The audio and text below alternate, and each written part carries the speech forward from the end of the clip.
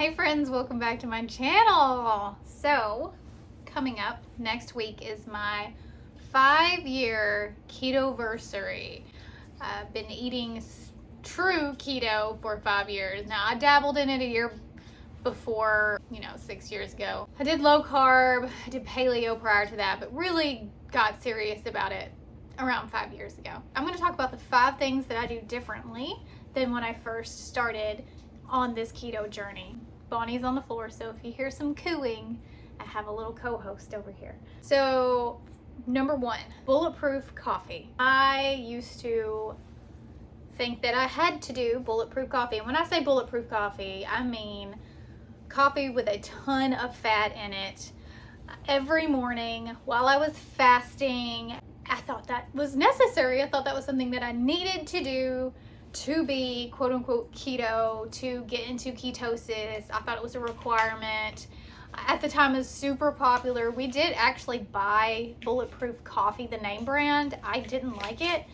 And so from then on, I just used my regular coffee, and I would put MCT oil in it, and I would put butter in it. I did not enjoy Bulletproof Coffee, and probably not that long in, maybe 4 months, I was like, this is dumb. I don't even like the taste of this. I'm not doing it. I don't feel like it's helping me any, and so I just stopped putting all that fat in my coffee pretty early on in my keto journey. I don't use MCT oil anymore. I can't remember the last time that I used it. I now stick more to animal fats like bacon fat, beef tallow, butter, obviously lots of butter, and every now and then I'll use avocado oil or olive oil when I am making a salad or frying chicken tenders. Sometimes I use avocado oil. Another thing is electrolytes.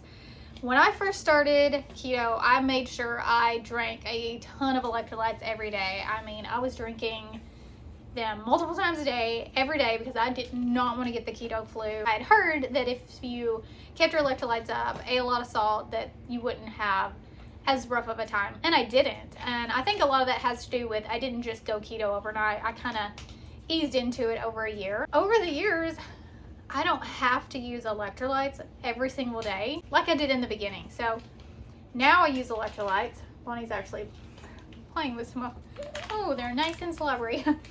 I use electrolytes for fun more than because I quote unquote need them. I do think electrolytes are important, but at this point I am able, I'm sorry, I took your toy away.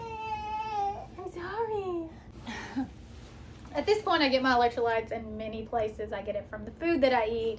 I salt my food pretty heavily. I use salt in everything. I eat good food that has electrolytes in them. I just don't have to use them like I used to use them. Now I use them, like I said, for fun. So I use Element. This is the mango chili. They have really fun flavors. They have unflavored too, because I know a lot of people like to do unflavored when they're fasting. I use these in recipes more than anything. I do drink them every now and then. I like to put them in sparkling water because it's kind of like a flavored soda with electrolytes. So it's, it's like a 2-for-1. They don't have to guzzle them down like I was doing in the beginning. I mostly drink them because I enjoy them. These are from Element. Like I said, they have 1,000 milligrams of salt. I prefer the ones with a lot of sodium. They have 200 milligrams of potassium and 60 milligrams of magnesium. It's a really good way to get your electrolytes in with these packets. Plus, they're super easy to carry around. I put them in my purse. Beckett loves to drink these on the go. Right now, Element is offering a free sample packet. You can have it back now. A free sample packet that comes with 8 different flavors for you to try. All you have to do is click the link in my description, and I'll put it on the screen too. Thanks to Element for sponsoring this video. Another main thing that changed along the way was fasting. When I first started, intermittent fasting was a huge deal. Dr. Jason Fung had wrote the book on it. People were really talking about it, how powerful fasting was, and I heard all these people talking about how amazing they felt when they fasted. And so I thought that I needed to do that too. And I tried to do extended fasting a few times. One time out of probably the 5 times when I tried to do a full fast, did I feel good. And that one time was amazing. I felt euphoric. I got the high off of it. I felt like I could do anything. I had amazing energy. But for the most part, fasting for me was a struggle. And with an autoimmune disorder, it's very common for fasting to actually not be beneficial, especially in the early stages. Since I have been keto over these years. I've been pregnant twice and breastfeeding twice. Probably 75% of my Ketovore journey, I was either pregnant or breastfeeding. And so fasting just isn't something that I have taken on. I do what I call intuitive fasting, which means I eat when I'm hungry and I don't eat when I'm not hungry. And some days I don't eat till 6 p.m. That's happened before. Most days I eat around 1 or 2 o'clock. Some days I eat at 10 a.m. I listen to my body. I listen to my hunger cues. I listen to my hunger cues. That's it. I don't have any reason to fast. I am at maintenance. I can't see any real benefits from fasting on purpose at this time. Now that may change in the future, but as of now, I don't really force a fast. If I fast, fine, and if I don't, also fine. In the beginning, products were a huge part of my keto journey, although not that big when I think about it, but at the time it seemed like they were a big part, but there wasn't as many options when it came to keto products when I first started. This was, again, 5 years ago. So there was a few high-key cookies. I used to love high-key cookies. Now I cannot stand them. I just don't like them anymore.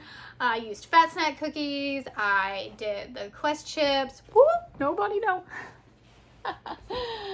I ate several, different brands of products, the pizzas and that kind of thing. Bonnie!